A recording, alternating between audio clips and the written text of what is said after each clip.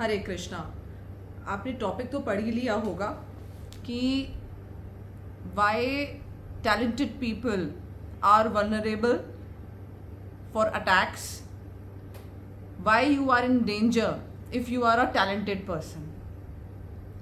एकदम straightforward में बात करूँगी और भगवत गीता का श्लोक लेकर के आई विल एक्सप्लेन यू कि why a talented person is in danger.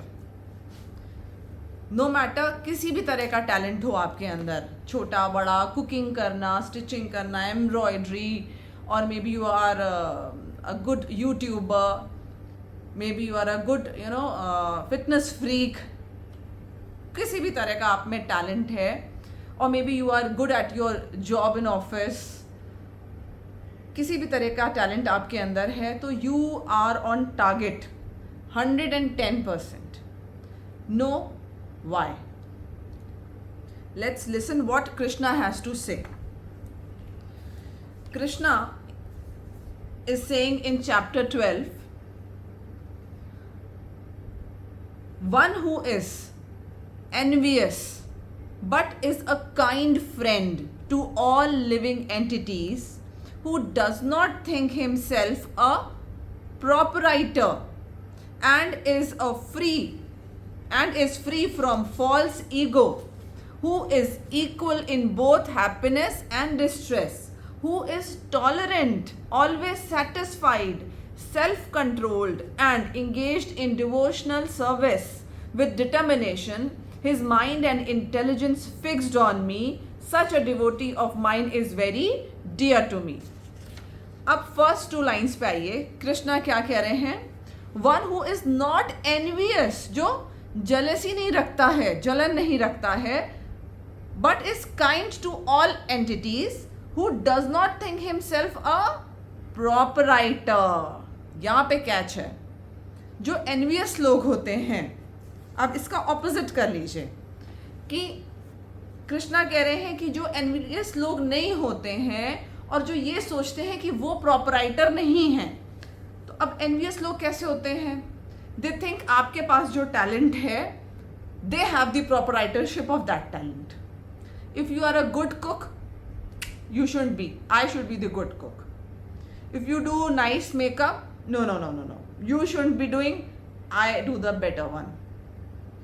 If you can do good job at your office, you are earning well, no, you do not deserve to do that, I am the best person. और वो क्या करेंगे उस चीज़ के लिए, भले ही उन्हें झूठ बोलना पड़े, प्रिटेंड करना पड़े, they will start competition to prove themselves कि you are talented, तो I am better than you. अब they will think, why so they think, because envious people ऐसा सोचते हैं कि हर चीज़ पे, हर टैलेंट पे मेरा हक है. ऐसा होता क्यों है? इसलिए just because, ये तो सेकेंडरी थिंग है which I am telling now, कि they are mentally not fit because something has happened in their childhood, a dark shadow of their themselves they have, जो कि उन्हें भी नहीं पता कि उनके अंदर का एक डार्क शेड है, जिसको कि वो शायद कोई बड़ा घर का मैच्योर इंसान या फिर कोई साइकेट्रिस्ट या साइकोलॉजिस्ट ही उनके सामने लेके आ सकता है कि this is the reason why you are a jealous person. But ये चीज़ तो केटर तब होगी जब वो समझेंगे कि वो जेलस हैं. बट ऐसा होता नहीं है अमूमन. यूजुअली अब जो टैलेंटेड लोग होते हैं वो कुछ ना कुछ कर रहे होते हैं, और 80% लोग ऐसे होते हैं जिनका टैलेंट पब्लिकली किसी ना किसी वजह से बाहर शो होता है, चाहे पेंटिंग हो. तो अब if you are making a painting, तो you will hang it on the wall, people will come and they will see. अब if they get jealous and say कि हम तुमसे बेटर पेंटिंग करते हैं, और they start doing painting also just to compete with you, तो what you can do, you can not hide your paintings inside the wardrobe. तो talent होता ही ऐसा है कि जिसको आप यूज करते हैं and you enjoy your talent. But people who have dark shades inside, who are envious, they think I am the proprietor of every talent. तो what they will do, they will try to compete, they will try to destroy, they will have destructive thinking. आइए आगे का श्लोक पढ़ते हैं जो कृष्णा ने बोला है इन चैप्टर 16, श्लोक number 4. Krishna is saying pride, arrogance, conceit, anger, harshness and ignorance. These qualities belong to those of demonic nature. राक्षसी असुरी क्वालिटीज हैं O son of Partha.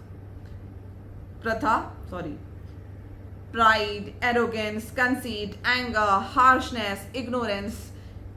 Ignorance में अब आपका ये नहीं आएगा कि आप सोचें कि इग्नोरेंस का मतलब है कि कोई चीज़ को देखा अनदेखा कर दिया. नहीं, इग्नोरेंस का मतलब है दैट आप में टैलेंट नहीं है लेकिन आप दूसरे के टैलेंट को देख करके जेलस हो रहे हैं, उससे कंपटीशन कर रहे हैं, और आप पेंटिंग नहीं भी करते हैं तो पता चला प्रिंट आउट निकलवा करके आपने टांग लिया और कहा अपने टीचर से बनवा ली ड्राइंग और कहा कि मैंने पेंटिंग बनाई है. तो this is ignorance.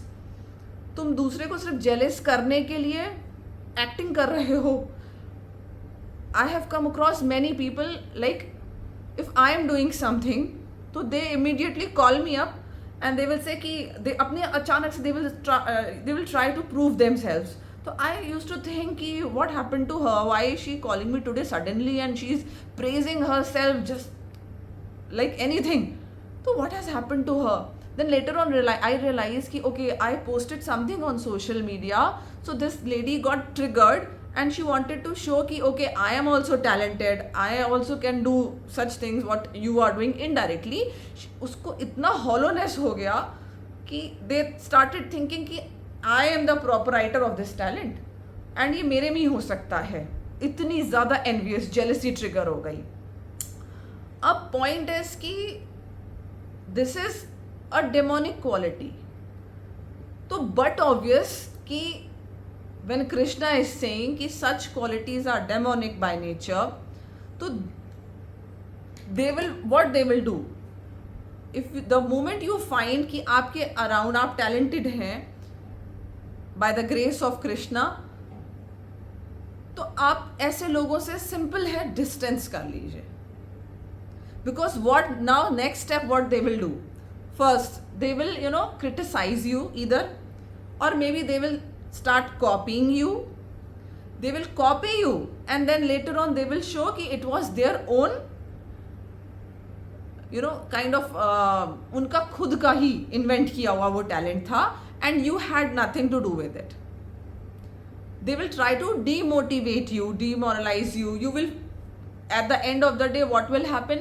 You may feel demotivated from your own talent also. One thing. Second thing, you will lose maybe a friend so called, maybe एक relationship को भी you will lose कि talking terms तक भी maybe it will be on toss because the other person is having demonic quality of enviousness. So if you are talented, why you are talented? You are talented because you have given time to a certain thing. You have given time to yourself. You have inculcated that talent in yourself. You have worked hard to inculcate that talent.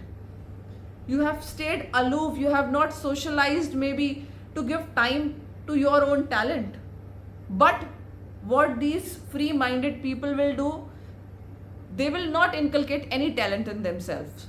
They do not want to give that time. Why so? Because they are over socializing. They are busy socializing. They cannot stay alone. They cannot stay aloof for some time to do some creativity in their life. So what they will do, they will try to hijack your energy, your positive energy to prove themselves. And lastly, what will happen? उनमें कोई talent उस तरह का कभी था ही नहीं, कभी होगा नहीं, क्योंकि वो झूठ से कवर अप करते रहे. अगर झूठ से कवर अप ना करके वो वाकई में सोचते कि okay I should feel inspire from this person, इसमें ये टैलेंट है तो कितना अच्छा लगता है that she is doing something in her life, he is doing something in his life, I will also inculcate something in my life. और वाकई में हार्डवर्क करके कुछ अपने अंदर एक उभार करके लेकर के आते हैं तो they become something. But mostly you will find people with grey areas in their life. They will not inculcate. They will start lying. They will start doing competition. They will try to distract you. They will try to I have seen इस level तक का मैंने through tarot reading I have experienced in my life कि Krishna has warned कि such feelings are demonic in nature. तो we do not, we take it very lightly कि नहीं ऐसा थोड़ी ना कुछ हो सकता है कि कोई हमको harm कर देगा. But it is not like that. Actually people go to an extent, बहुत normal homemaker kind of and very vulnerable sweet kind of ladies I have seen कि वो सामने से they have asked me कि tell me something so that I can challenge her. कोई कुछ अच्छा कर रहा है तो I will challenge her in that thing and I can also do that thing. मतलब I cannot explain कि किस extent तक लोग jealous होकर के and they try to destroy people who are actually doing something. So when you are being graced with a talent by the grace of God, socialize less, especially with people who are jealous. If you are not able to understand who is jealous from you, observe it कि आपके talent को लेकर के लोग कैसे आसपास react कर रहे हैं, and then don't take it lightly.